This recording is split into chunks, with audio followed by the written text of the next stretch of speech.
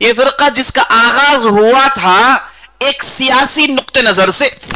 इन लोगों का कहना यह था कि उस्मान रज़ी अल्लाह अन्हु ये खिलाफत के लिए मुनासिब नहीं है, खिलाफत के लिए मुनासिब अली बिन अबी तालिब हैं, उन्हें खलीफा बनना चाहिए क्योंकि वो नबी सल्लल्लाहु अलैहि वसल्लम के दामाद हैं और आप सल्लल्लाहु अलैहि वसल्लम के खानदान से उनका ताल्लुक है और आप सल्लल्लाहु अलैहि वसल्लम की चहीती लड़की का शौहर है और ये मुस्तहक है कि इसे खिलाफत मिले। आगाज इससे हुआ, यहां से पॉलिटिसाइज किया गया, बाद में झगड़े आगे बढ़े, लड़ाइयां रोनुमा हुई। ये जो पॉलिटिकल चीजें थी आगे चल के इस पॉलिटिकल बुनियाद पर फिरका जो बना इसने अपने अकीदों को बिगाड़ लिया।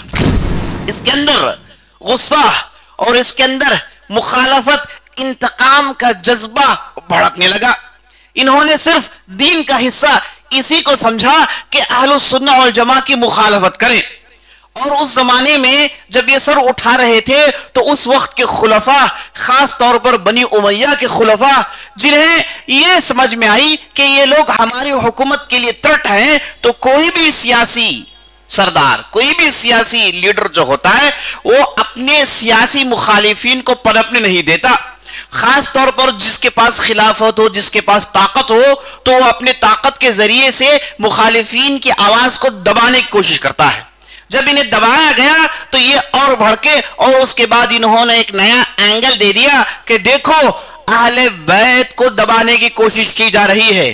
बनु उमैया ये नबी सल्लल्लाहु अलैहि वसल्लम के खास उनके खानवादे के लोगों को दबाने की लोग कोशिश कर रहे हैं। इसे लेकर बहुत बड़ा एक प्रोपेगेंडा किया गया जिसके पादाश में, जिसके नतीजे में अब्बासी खिलाफत कायम हुई। तो शुरू में ये नुक्ता नजर बिल्कुल सियासी था, ये लोग सियासी नजर से इन चीजों को लेते थे और सियासत में मुख्तलिफ राय का होना इसमें कोई हरज नहीं। हर मुसलमान अपना नुक्ते नजर रख सकता है सियासत को लेकर, लेकिन ये सियासी चीजें आगे बढ़ के खतरनाक अकीदे की बिगाड़ की शक्ल इख्तियार कर लेती हैं।